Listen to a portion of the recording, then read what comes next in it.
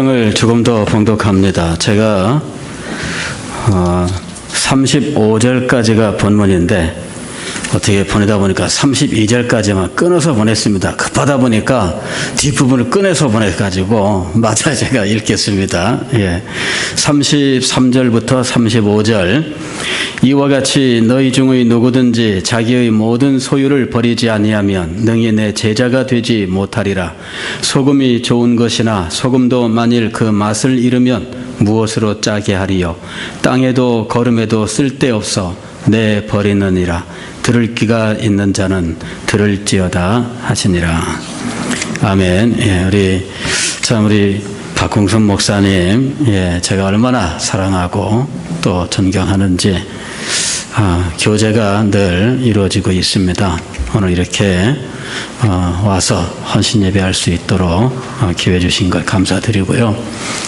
우리 회장님께서 저는 홈페이지까지 오셔서 이렇게 저를 자세하게 연구하실 줄은 몰랐습니다. 그래서 오늘 소개하시는 그 내용을 보니까 정말 정성껏 준비를 잘 하셨다 이렇게 생각이 듭니다. 아무리 이런저런 포장을 해도 부족한 건 할 수 없잖아요. 그러나 하나님의 은혜를 오늘 이 시간에 함께 누리면서 주님 앞에 나가기를 원합니다. 기도하겠습니다. 하나님 아버지, 은혜를 감사합니다. 오늘 남전교회 우리 하누리 교회에서 귀하게 쓰시는 기간입니다. 헌신의 예배를 드립니다. 주님께서 이 시간 임재하시고 이 예배를 주장하시고 주의 종들의 마음과 삶을 받으시며 하나님의 교회를 위해서, 주의 나라를 위해서, 이 가정을 위해서 주의 종들을 사용하시기를 원합니다. 헌신하는 주의 종들, 정말 하나님의 사람으로 살 수 있는 은혜를 주시되 오늘 말씀으로 은혜를 더하여 주셔서 하나님의 사람의 삶을 시작하는 은혜 허락하여 주옵소서. 예수님의 이름으로 기도하옵나이다. 아멘.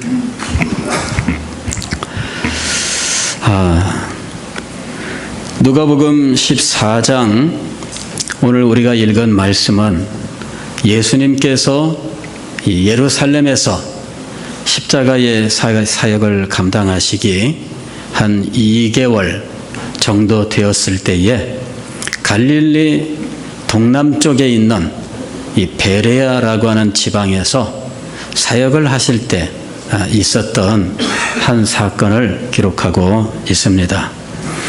이때는 예수님께서 예루살렘의 십자가 사역을 앞에 두고 결연한 결심으로써 하나님의 나라 복음 또한 제자들을 교육시키는 이런 일들에 힘을 쏟고 있던 때입니다. 그래서 이때 예수님의 교훈은 아주 결연한 예수님의 의지를 담고 있습니다. 물론 예수님의 공생의 전부가 어느 한 순간인들 가벼운 것은 없겠지만, 그러나 이제 십자가가 다가올수록 그리고 제자들을 훈련하고 교육시킬 그 기간이 점점 이제 사라질수록 이 제자들에게 더 마음이 가고 제자들의 그 부족한 것과 연약한 부분에 대해서 더 마음이 가는 것은 막을 수가 없었을 것입니다. 그러한 상황에서 예수님께서 제자들에게 제자의 도에 대해서 가르치신 것이 오늘 우리가 읽은 성경의 말씀입니다. 25절 말씀을 보면은 수많은 무리가 함께 갈새 그랬습니다. 수많은 무리가 예수님과 함께 가고 있습니다. 그러나 여러분, 왜 유명한 이 군중 속의 고독이라고 하는 말이 있지 않습니까? 아무리 많은 사람이 예수님과 함께 간다 할지라도 그 중에 진정으로 예수님과 함께 갈 수 있는 사람들은 누구냐 하는 거죠. 예수님께서는 바로 이런 차원에서 이 수많은 사람이 아닌 진정으로 예수님의 제자가 되어서 제자의 삶을 살면서 예수님과 함께 십자가의 길을 갈 사람들에 대해서 말씀을 하셨던 거예요. 저는 이 말씀을 읽으면서 우리 성경에 하나님과 동행하였다라고 하는 이 에녹의 삶이 생각이 났어요. 성경을 보면은 에녹은 죽음을 보지 아니하고 하나님께 들림을 받은 인물이라고 하는데, 이 인물에 대해서 하나님과 동행하였다 이렇게 말씀하고 있습니다. 하나님과 동행하는 것이 도대체 무엇일까? 굉장히 궁금하지 않습니까? 그래서 제가 에녹이 하나님과 동행하는 삶을 살았다고 했는데 도대체 그 삶은 어떤 삶이었을까? 성경을 보면은 에녹이 하나님과 동행하며 자녀를 낳았다 이렇게 기록하고 있어요. 그러니까 하나님과 동행하는 삶이란 우리가 언뜻 생각하는 것처럼 엄청난 무슨 업적이 있는 그런 삶은 아니었다는 거죠. 상상 외로 자녀를 낳았다라는 말은 평범하다는 거죠. 그런데 그렇게 평범한 삶을 살았던 그 사람에 대하여 하나님과 동행하였다라고 말씀을 하고, 죽음을 보지 아니하고 하나님 나라로 들어 올리셨으니 그 평범한 그 삶 속에 하나님께서 그렇게 귀하게 여길 만한 무슨 요인이 있었느냐 하는 거죠. 그래서 제가 굉장히 궁금하게 여겼어요. 어떻게 그렇게 평범한 삶, 이름난 삶도 아니고 큰 업적을 남기는 삶도 아닌 그냥 자녀를 낳은 누구나 다 평범하게 살아가는 그런 삶 속에 하나님과 동행하는 놀라운 비밀이 어떻게 존재할 수 있을까? 그러다가 히브리서 11장을 읽게 되었어요. 히브리서 11장을 읽었더니 거기에 보면은 에녹이 하나님과 함께 어떤 삶을 살았느냐 하면은 하나님을 기쁘시게 하는 삶을 살았다 이렇게 기록하고 있는 거예요. 하나님과 동행하는 삶의 비밀, 그것은 하나님을 기쁘시게 하는 거였어요. 그래서 그렇구나, 이 사람은 무슨 대단한 업적으로 그 삶을 특징 짓는 사람이 아니라 하나님을 기쁘시게 하는 사람으로 살아서 그것이 하나님이 나와 동행하였다라고 인정하고 하늘로 올리실 만한 일이었구나. 하나님을 기쁘시게 하는 삶은 도대체 어떤 삶일까? 계속해서 히브리서 11장 6절 말씀을 보면은 믿음이 없이는 하나님을 기쁘시게 하지 못하나니 이렇게 말씀해요. 그래서 에녹의 삶은 믿음의 삶이었다 이렇게 결론을 내릴 수 있는 거예요. 에녹의 삶은 믿음의 삶이었습니다. 에녹의 삶은 믿음으로 하나님을 기쁘시게 하는 삶이었습니다. 에녹의 삶은 하나님을 기쁘시게 함으로 하나님과 동행하는 삶이었습니다. 아모스서 3장 3절 말씀을 보면은 두 사람이 길을 갈 때 뜻이 한 가지가 되지 않고서야 어찌 그 길을 갈 수 있겠느냐. 즉 두 사람의 뜻이 하나가 되어야 동행할 수 있다라고 이야기를 하고 있습니다. 두 사람이 먼 길을 함께 갔다 왔습니다. 그런데 두 사람이 갔다 온 다음에 너무너무 기뻐해요. 우리 두 사람이 그 길을 갔다 왔는데 너무 좋았습니다. 그러면 두 사람이 그렇게 기뻐하는 그 배경에는 무엇이 있느냐 하면은 두 사람이 길을 가던 그 사이에 두 사람 사이에 깊은 교제가 있었고 두 사람은 그 교제 속에서 진정으로 마음과 뜻이 하나가 되는 것을 경험했다는 거죠. 그걸 알 수 있는 거예요. 두 사람이 갔다 왔는데 싸우고 왔어요. 제가 결혼하고 나서 신혼 때 저희 집사람하고 점심을 먹으러 밖으로 나갔는데 그 남포동에서부터 이제 점심을 먹으려고 둘이서 이거 먹을까 그랬더니 싫대. 그래가지고 그 앞을 지나서 다른 식당 앞으로 갔어요. 우리 이번에 우리 집사람이 요거 먹을까요? 나보고 물어봐. 그래서 내가 먹고 그것도 내 마음에는 안 들어요. 그래서 싫다고 이랬는데, 남포동에서 시작된 그것이요, 부산역까지 계속된 거야. 결국은 부산역에서 두 사람 다 화가 났어요. 그래가지고 집으로 가자고 이래가지고 버스를 타고 집에 돌아오는데, 두 사람이 재밌는 이야기를 하면서 왔을까요? 아무 말도 안 하고 왔을까요? 아무 말도 안 했어요. 그리고 집에 와서 재밌는 이야기를 나누고 이렇게 있었을까요? 아니면 각자 화가 나가지고 따로따로 있었을까요? 예, 따로따로 있었어요.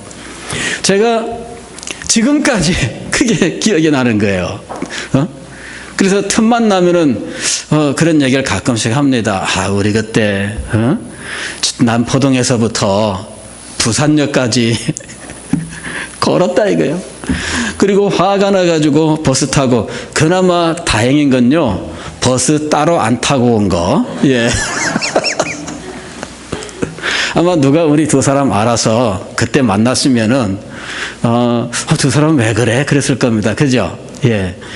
그렇게 된 이유가 있습니다. 그죠? 그 사람 두 사람의 얼굴, 두 사람의 표정, 두 사람의 하는 행동 보면은 분명히 이유가 짐작이 돼요. 뭔가 틀어졌구나. 두 사람의 뜻이 하나가 안 된 거예요. 두 사람의 마음이 하나가 안 됐습니다. 한 사람이 이거 먹을까? 그러면 싫다 그래요. 또 다른 사람이 이거 먹을까? 그러면 싫다 그래요. 너무 식성이 달랐어요. 그래가지고요, 어떻게 함께 가겠습니까? 여행을 가보세요. 식성이 다른 두 사람이 함께 여행을 하면은 정말 힘들어요. 그런데 평생 동안 하나님과 함께하는 삶을 사는 것을 한번 생각해 보세요. 하나님과 평생을 함께 살기 위해서 뜻이 하나가 되는 것이 결정적으로 중요한 거잖아요. 그런데 하나님의 뜻과 하나가 되는 길이 무엇입니까? 그저 히브리서 11장에서는 이 믿음 이렇게 얘기한 거예요. 하나님이 기뻐하는 것이 무엇입니까? 하나님은 믿음을 기뻐하십니다. 에녹은 믿음의 삶을 살면서 하나님을 기쁘시게 하였고, 또한 에녹 자신은 하나님의 기쁨을 기뻐하면서 동행하는 동안 내내 그는 행복하고 기쁜 영적 교통의 삶을 살았다 하는 것이지요. 오늘 예수님께서도 제자들에게 그와 같은 삶을 말씀하고 있는 거예요. 십자가를 향해서 나아가는 이 예수님의 길을 우리는 십자가의 길이라고 이야기를 합니다. 예수님께서는 십자가를 향해 나아가시고 있는 동안에 제자들에게 십자가의 의미를 가르치십니다. 십자가 사건을 통해서 예수님께서 무슨 일을 당할 것인지에 대해서 말씀을 하십니다. 그리고 이 십자가가 가지고 있는 의미에 대해서 말씀을 하십니다. 지금 예수님께서는 제자들을 교육하고 계시는데, 이 십자가의 길을 함께 갈 수 있는 사람, 이 함께 갈 수 있는 사람이 나의 제자다, 이렇게 말씀을 하시는 거예요.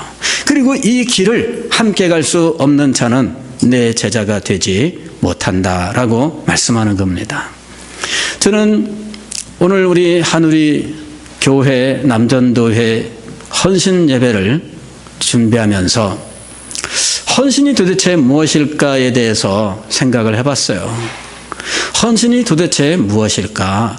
그랬더니 헌신이라고 하는 것은 예수님과 동행하는 삶을 말하는 것이다 하는 생각이 들더라고요. 예수님과 동행하는 삶이 헌신이다. 즉 헌신이라고 하는 것은 헌신 예배라고 하는 하나의 행동으로 이루어지는 것이 아니라 우리의 평생의 삶으로 이루어지는 것이다 하는 것과, 그 평생의 삶은 예수님과 함께 예수님이 가셨던 그 십자가의 길을 함께 동행하는 것이다 라고 하는 생각이 들었어요. 그래서 오늘 이렇게 예수님과 동행하는 참된 제자의 삶에 대해서 오늘 함께 말씀을 나누기를 원했던 겁니다. 오늘 예수님께서는 제자가 능히 되지 못하리라 하는 말씀으로 제자가 되어라 하는 것을 강조하고 있습니다. 그러면 예수님의 제자가 되는 조건이 무엇입니까? 크게 세 가지로 이야기를 하고 있습니다. 첫째는 무릇 내게 오는 자가 자기 부모와 처자와 형제와 자매와 더욱이 자기 목숨까지 미워하지 아니하면, 여기에 이 말은 이제 부정적인 표현으로 되어 있어요. 그런데 여기에 이 말을 우리는 이 부정적인 표현과 더불어서 긍정적인 표현으로도 바꿀 줄 알아야 돼요. 여기에 이 더 미워하지 아니하면이라고 하는 말은 이 사람들보다 나를 더 사랑하지 아니하면, 이렇게 바꿀 수 있는 거예요. 그러니까 더 미워하지 아니하면, 이 말은 언뜻 들으면은 부모도 미워해야 되고 처자도 미워해야 되고 형제와 자매도 미워해야 되고 이런 굉장히 부정적인 이미지가 있잖아요. 근데 형제, 자매, 부모, 처자, 그거 예수님께서 미워하라는 말씀인가? 그런 말씀이 아니죠. 미워하라는 말씀이 아닙니다. 여기에 이 표현은 오히려 그들을 사랑하는데, 그들을 사랑하는 것보다도 누구를 더 사랑해야 된다? 예수님을 더 사랑해야 된다. 그 말입니다. 그래서 여기에 말씀만 보고 글자 그대로 우리 부모님 미워, 우리 아내 보고 당신 미워, 그래. 아니 왜 나를 미워해요? 예수님 말씀이야. 그러면 이건 어리석은 겁니다. 그죠? 여기에 이 말씀은 뭐라고요? 내가 부모님을 사랑합니다. 내가 아내와 자식들을 사랑합니다. 그리고 형제와 자매를 사랑해요. 그리고 여기 자기 목숨이라고 나와 있는데, 이 자기 목숨은 자기 자신을 말하는 거예요. 자기 자신. 자기 자신을 사랑해요. 자기 자신을 사랑하지 못하면 그거는, 요새는 그거를 병으로 봅니다. 자기 자신을 사랑하지 못하는 사람들이 정신적인 질병을 앓고 있다고 보고요. 그런 사람들이 심각한 범죄를 저지르고 그 범죄들은 끔찍한 경우들이 많습니다. 그래서 이 사랑하는 것은 굉장히 중요한 거예요. 문제는 뭐냐 하면은 예수님보다 더 사랑하면 안 된다는 거죠. 사랑을 마음껏 하세요. 부모를 사랑하시고 아내를 사랑하시고 자녀를 사랑하세요. 부모 섬기는 거 열심히 하세요. 문제는 뭐냐 하면은 예수님보다 더 사랑하면 안 된다는 거죠. 여기에 말씀은 예수님께서 부모와 처자와 형제와 자매와 너 자신보다도 나를 더 사랑해야 나의 제자가 된다라고 하는 거예요. 이런 말씀을 들으면은 어떤 사람들은 굉장히 욕을 할 수 있을 겁니다. 아니 어떻게 부모보다 더 사랑을 한 말이냐. 가끔 인터넷상에서 기독교에 대해서 이해하지 못하는 사람들이 이 글을 써놓은 거를 볼 수가 있는데, 그런 글들 중에 보면은 부모도 몰라보고 이런 식의 이 글을 써놓은 걸 볼 수가 있어요. 그래서 그런 사람들은 여기에 이런 말씀을 들으면 아마 굉장히 분노할 거예요. 그리고 봐라, 과연 이 기독교는 인륜도 모르고 세상에 자기들만 알고 그저 교회 충성만 하라 그러고 이거 참 너무 이상하다, 이렇게 결론을 내릴 겁니다. 자, 왜 우리는 예수님을 이런 부모, 형제, 그리고 자매, 형제, 자기 자신보다도 더 사랑해야 할까? 우리는 여기에서 왜라고 물어야 돼요. 왜 그렇게 해야 될까? 단지 이 말씀만 가지고 그냥 이 부모 형제를 미워해야 된다 이러면은 그야말로 이거는 그 1차원적이에요. 그 다음에 2차원적인 건 뭐냐면은 예수님을 더 사랑해야 되는 거야. 그 2차원이에요. 3차원으로 올라가려 그러면은 왜 그렇게 해야 되느냐 이거죠. 왜? 그것은 예수님이 누구인지, 예수님께서 무슨 일을 하셨는지, 지금 예수님께서 하고자 하시는 일이 무엇인지 이 모든 일들을 다 알고, 그리고 이 일과 부모와 형제, 자매 혹은 처자와 비교를 해봐야 된다는 거예요. 비교를 해보고 판단하라 그 얘기입니다. 이 다음에 예수님께서 두 가지로 비유를 하셔요. 하나는 망대 짓는 것에 대해서, 하나는 전쟁하는 것에 대해서 말씀을 하십니다. 망대를 짓고자 하는 사람이 먼저 앉아서 망대 짓는데 소요되는 경비를 계산하지 않겠느냐? 계산을 해보고 내가 이것을 감당할 수 있느냐 없느냐 이거 따져보고 그리고 나서 시작하지 않겠느냐? 그렇지 않고 무조건 덤벼들어서 하다가 기초만 쌓아놓고 돈이 없어서 중단하면 얼마나 불쌍하냐 이거죠. 먼저 앉아서 어떻게 하라고요? 생각하라. 먼저 앉아서 계산하라. 먼저 앉아서 전체 따져보라는 이야기입니다. 그리고 비교해보라 이야기죠. 내가 가진 건 얼마이며 내가 이 중에서 쓸 수 있는 건 얼마이며 이것이 이 망대를 짓는데 어느 정도 소용이 닿겠는지 따져보라 이야기입니다. 왜 부모, 형제, 처자 이런 자기 자신보다도 예수님을 더 사랑해야 될까? 따져봐야 된다는 이야기죠. 따져보기 위해서는 예수님 바로 그분에 대해서 우리가 깊이 알아야 돼요. 예수님을 알지 못하고서는 따져볼 수가 없어요. 두 번째로 예수님께서 전쟁의 비유를 말씀하셨는데 원수가 지금 쳐들어왔습니다. 그러면 이 원수가 쳐들어왔다고 무조건 달려나가는 것은 이건 어리석다는 거죠. 먼저 앉아서 따져봐라 이거죠. 원수가 지금 어느 정도 병력을 가지고 전쟁을 지금 걸어왔는지 따져보고 내가 이것을 방어할 수 있느냐, 물리칠 수 있느냐 이런 모든 사실들을 따져보고 안 되면 차선책을 따져봐라 이거죠. 차선책은 뭐냐면 화친이에요. 화친.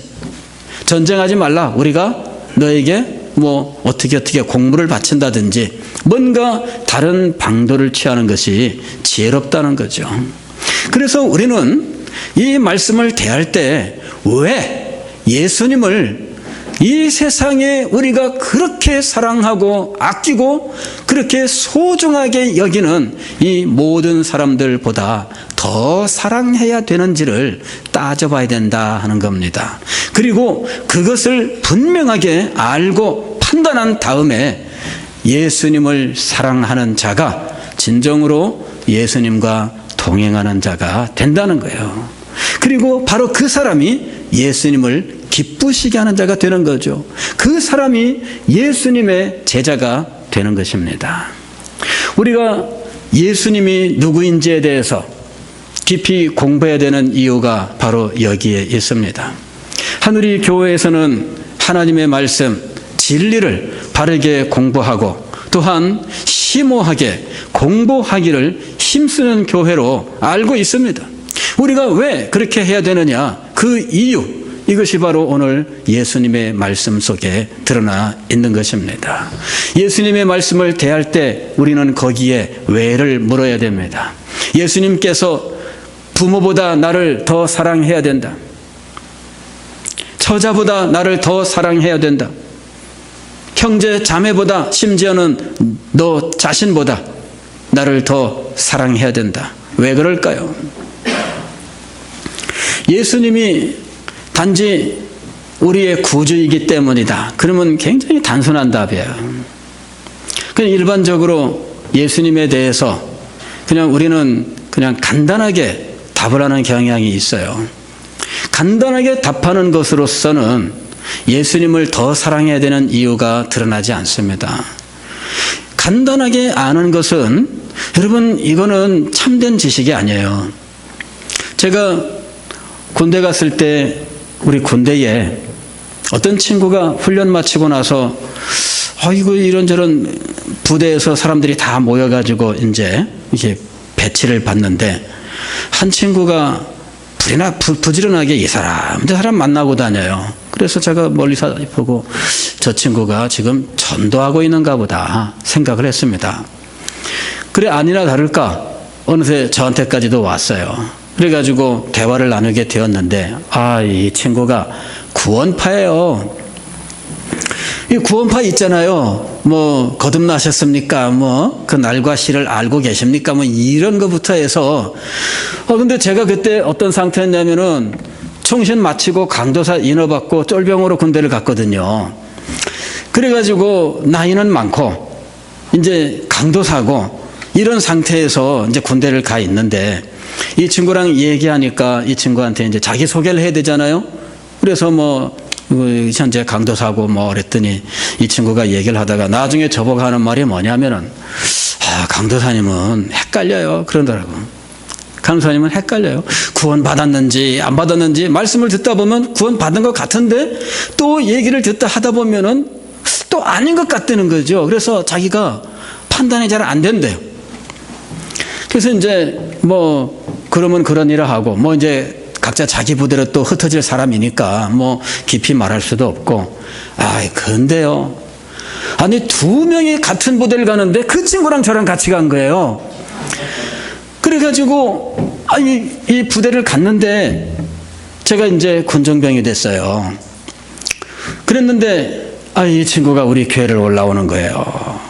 교회에 올라오면은 우리 교회가 그때 부산에 그 가야 쪽에 그 태화고모 있었잖아요. 예전에 태화고모 옆에 부대가 있었어요. 지금은 거기가 그 KTX 철도 기지창인가 이렇게 되어 있습니다. 그 자리가 이 부대가 이 창고 부대요. 보급창이라고 엄청난 물품을 가지고 이렇게 보내는 부대인데 거기에 태화고모에 일하는 그 아가씨들 이 아가씨들이 이제 우리 교회를 나왔어요. 그런데 이 구원파 이 형제가 태화고모 자매들한테 구원파를 전하는 거잖아요. 그 다음에 뭐 휴가 때고 외출이고 이 친구는 구원파 행사 이외에는 가지를 않아요. 그 중대장님이 와가지고 저한테 물어봐요. 아니 이거 휴가 보내야 되느냐 말아야 되느냐 저한테 묻더라고. 왜? 이거 2단 아니냐? 이거 2단이기 때문에 자기는 안 보낸대. 믿지도 않는 사람인데 또 그런 의식은 또 막 있더라고 이분이. 근데 제가 고민이 빠졌어요. 이 구원파 이거 어떻게 해야 되냐? 여러분 제가 신학교를 나오고 강도사였는데 구원파를 붙들고 이야기를 하는데 구원파의 교리를 정확하게 알아낼 수가 없는 거예요. 그 친구랑 얘기를 하는 걸 가지고는. 그리고 그 친구에 대해서 구원파에 대하여 뭐라고 말을 해줄 수가 없는 거예요. 그래가지고 심각하게 고민에 빠진 거죠. 이걸 어떻게 할까?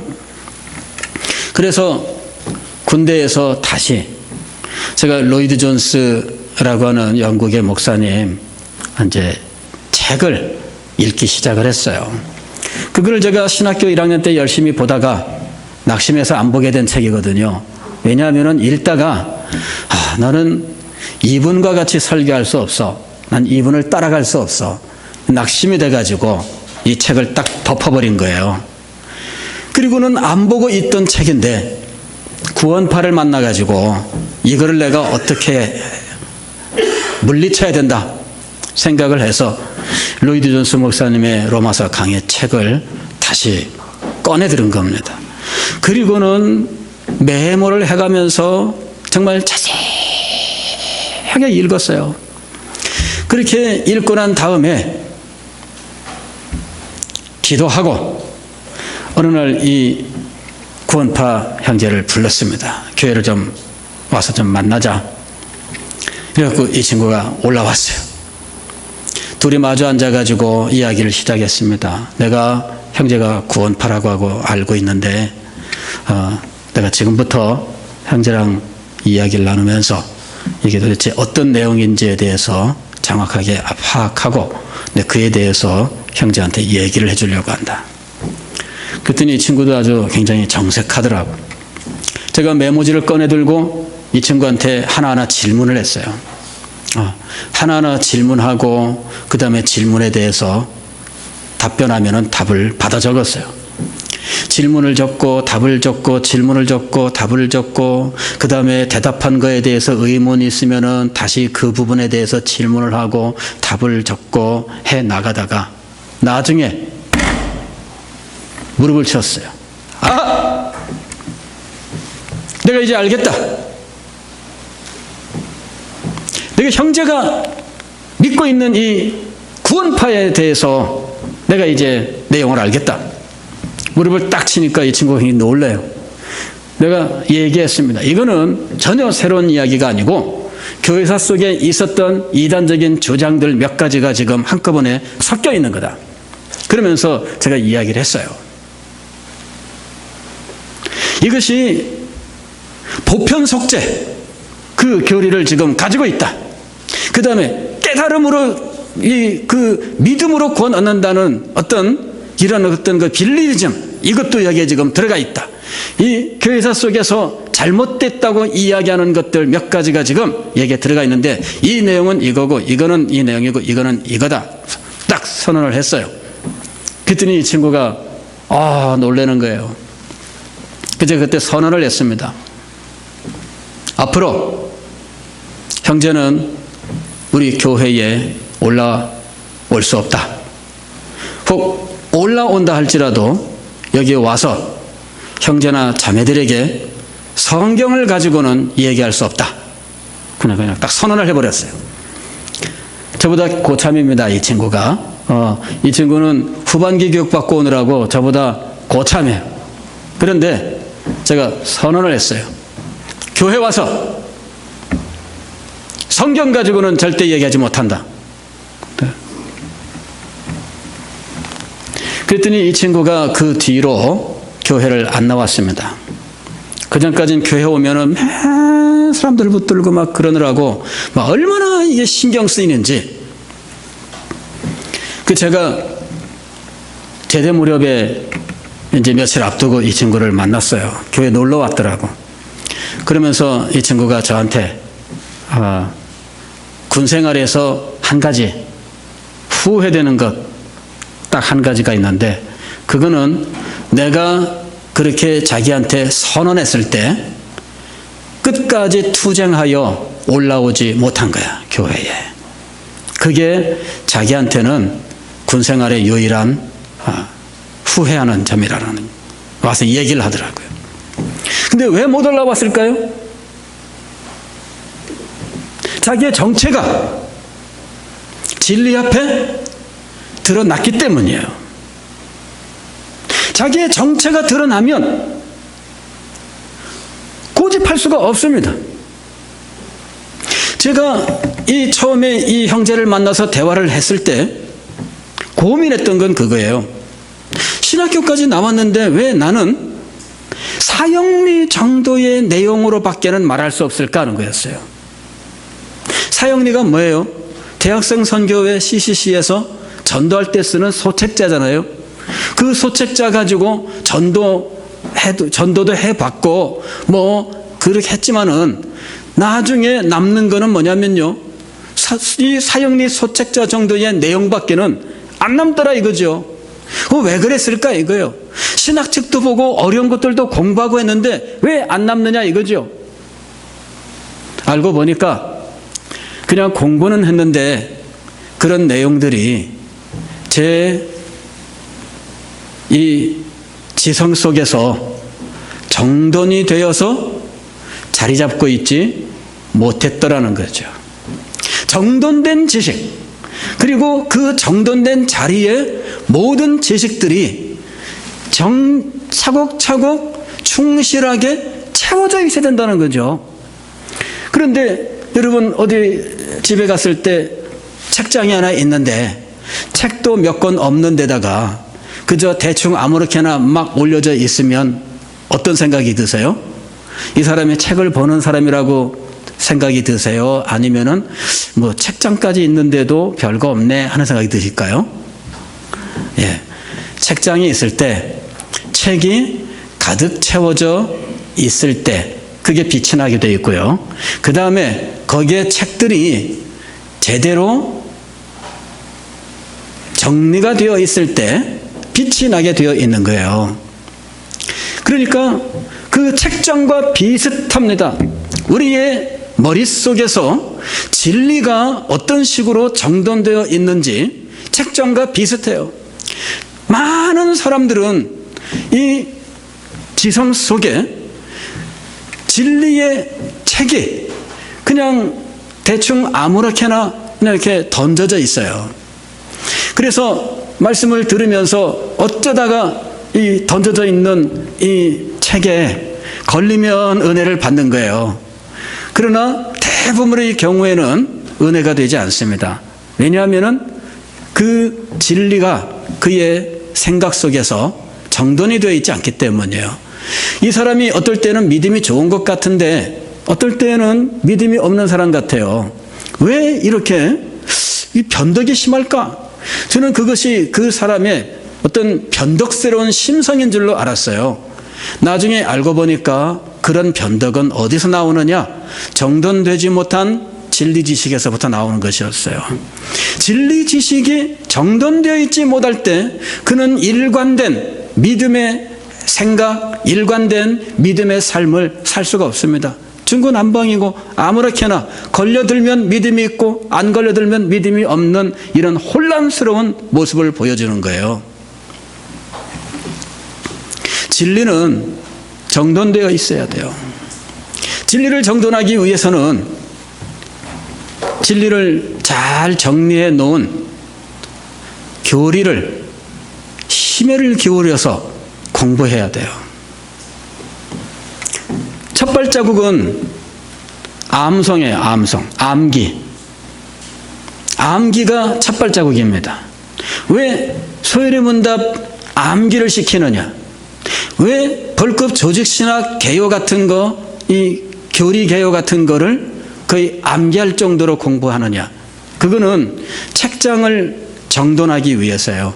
그거를 암기를 해줘야 책장 속이 주제별로 정리가 됩니다. 그것이 없으면은 책장이 이게 경계가 없어져 버려요. 우리 머릿속은 이런 정돈된 진리 지식으로 잘 칸막이가 잘 되어야 돼요. 이것이 되어 있지 않으면은 중구난방으로 엉망이 돼버리는 거죠. 왜 이게 여기 꽂혀 있을까? 그죠? 왜 이게 여기 꽂혀 있지? 이거는 여기가 있지? 아니 이게 있어야 될 자리에 없는 거예요. 이러니 이렇게 있어야 될 자리에 없이 아무렇게나 꽂혀 있으면 그 사람이 믿음의 삶을 일관되게 살 수 있느냐? 저는 정말 변덕스러운 성도들을 많이 봤어요. 그러면서 그 변덕이 어디에서 오는지에 대해서 고민을 많이 했습니다. 이런 사람들이 구원을 받지 못한 것이냐? 이 사람이 성격상 문제가 있는 것이냐? 제가 고민을 많이 했어요. 그런데 그 이유는 제가 나중에 고민하다가 깨달은 거는 진리 지식이 그냥 아무렇게나 들어가 있는 거예요. 아무렇게나. 왜 여러분 그런 거 있잖아요. 어느 집 가면은 그냥 양말 한쪽은 여기, 또 한쪽은 저쪽, 옷도리는 여기, 그냥 막 들어가면서부터 옷을 벗으면서 던져놓기 시작하는데, 이제 그 한 바퀴 집을 돌고 나면은 이 사람이 모든 옷을 집안 전체에다가 다 던져놓는 거예요. 그죠? 엄마가 있어서 그냥 따라다니면서, 그죠? 들어오면서부터 양말 집어던지면 양말 줍고, 옷들이 벗어던지면 이것 줍고 해서 정돈해 주니까 그래도 정돈이 돼요. 그러나 본인은 어때요? 본인은 정돈되어 있지 않아요. 신앙생활 하는데 목사님이 다 뒤치작거리를 합니다. 성도 여러분들이 그냥 아무렇게나 벗어던지는 것들 목사님께서 다 뒤따라다니면서 다 챙겨주십니다. 그래서 성도들은 번듯하게 다 신앙생활한 것 같이 보입니다. 그러나 혼자 있게 되는 순간이 있어요. 이 아이가 부모님 슬하를 떠나서 공부하러 간 거예요. 이래가지고 기숙사 생활을 하고 뭐 혹은 원룸에서 혼자 생활을 하는데 그때부터 정돈되지 않은 그 사람의 모습이 나타납니다. 며칠씩 그냥 빨랫감들이 막 쌓여서 이제는 이게 생활 공간인지 어딘지 구별이 안 돼요. 양말 10켤레 갖다 놓고 하루에 한 번씩 갈아 신으면서 그 다음에는 뒤집어서 또 갈아 신으면서 한 달씩 그냥 신는 거예요. 이래가지고서는 뭐 빨랫감이 막 그냥 뭐 여기저기 널려 있고 밀려 있고 잘 때는 그냥 슬슬 밀고 그리고 누워 자고 말이죠. 정돈되지 않은 그 사람의 모습이 그 사람의 방에 그대로 나타나요. 그런데 이 돌봐주는 사람이 없으면 비로소 그게 드러나게 되어 있어요. 엄마가 오랜만에 이 자녀 방에 한번 가는 거예요. 가서 보면은 난립니다. 이거 왜 여기 있냐? 이거 왜 여기 있냐? 왜 여기 있냐? 여기는 그런 분이 안 계신 것 같아요. 예. 진리 지식이 그렇게 돼 있어요. 성도들이 진리 지식을 그냥 머릿속에 아무렇게나 던져놓고 살아가는 거예요. 그래서 아무렇게나 던져진 이 진리 지식들 어쩌다 걸리면 은혜되고 그리고 안 그러면 그냥 넘어가는 겁니다. 어쩌다 떠오르면 믿음 있는 말을 하고 그렇지 않으면은 그냥 또 변덕스러운 모습을 보여주는 거예요. 저는 이 체계적인 진리 교육 그리고 이 체계를 세우는 진리를 더욱더 깊이 있게 채우는 것이 중요해요. 깊이 있게 채우지 못하면은 그냥 감동이 점점점 사라져요. 감동이 사라져요. 깊이 있게 공부에 들어가는 것이 중요합니다. 그 다음에 이단들의 도전이 있을 때 이 도전을 물리칠 수가 없어요. 제가 우리 성도들을 데리고 전도하러 나갔는데 이 이단을 만났어요. 그랬는데 성도들이 너도 나도 다 네가 나서 다 도망가더라고. 그리고 돌아오는 동안에 겁났다 그러고 막 그러는데 내가 그 얘기를 듣다가 야, 이 성도들이 이단을 만나면 무서워하는구나. 그죠? 여러분들은 어떠세요? 이단 만나면 어떨 것 같아요? 왜 겁낼까? 이게 정돈이 안 돼 있을 뿐만 아니라 그 책장이 안 채워져 있는 거예요. 그 부분이. 그 부분이 안 채워져 있으니까 만나면은 할 말이 없어요. 무엇을 물어봐야 되고 무엇을 공격해야 되고 하는지에 대해서 알 수가 없어요. 저희가 말을 하는데 그 말이 어디가 잘못됐는지를 분별할 수 없는 거예요. 그 말이 그 말 같고 그 말이 그 말 같거든요. 그래서 왜 잘못됐는지를 알 수가 없어요. 그러다 보니까 두려워할 수밖에 없습니다. 여러분, 이 잘 정돈된 진리 지식은 그 빈자리를 진리로서 계속 채워나가야 돼요. 계속 채워나가야 그래야 이 여러분의 이 머릿속, 소위 말하면 여러분의 이 생각, 여러분의 사고죠. 이 사고가 바르게 정돈돼요. 이게 정돈이 되어야 비로소 사고 체계 혹은 사고 방식이라고 하는 것이 나오는 거예요. 체계와 방식이라고 하는 것은 일관성을 말하는 겁니다. 그래서 이 사람은 사고 체계가 세워져서 그 속에서 일관된 말을, 일관된 행동을 할 수 있게 되는 겁니다.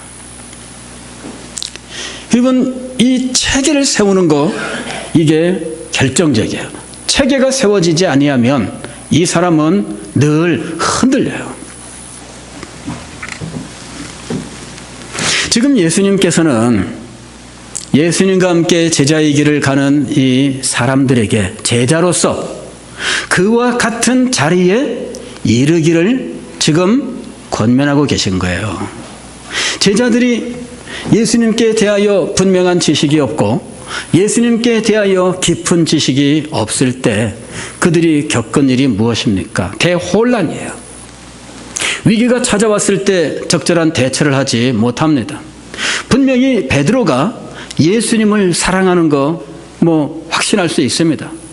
베드로는 예수님께 대해서 그 누구보다도 나는 예수님을 사랑합니다, 자신 있게 말씀드릴 수 있었어요. 왜냐하면 예수님을 사랑하는 자기의 마음을 자기만큼 분명히 알 수 있는 사람이 어디 있겠어요? 그래서 예수님을 사랑하는 그 사랑은 나는 분명히 내가 확신할 수 있다 그랬어요. 그러나 베드로의 문제는 무엇입니까? 예수님께 대한 지식이 체계적으로 정돈되어 있지 않았고, 예수님께 대한 지식이 심오하게 정리되어 있지 않았다는 것이죠. 그러니까 위기를 접했을 때에 그 위기에 대하여 그가 가지고 있는 진리 지식, 그 진리에 대한 깨달음, 진리에 대한 확신, 진리에 대한 헌신으로 대처하지 못하는 거예요. 진리가 이 사람의 행동을 결정하는 요인이 아니라 두려움이 이 사람의 행동을 결정하는 요인이 되어버린 거죠. 진리가 이 사람의 생각을 주장해야 되고, 진리가 이 사람의 입술을 주장해야 되고, 진리가 이 사람의 행동을 주장해야 되지 않습니까?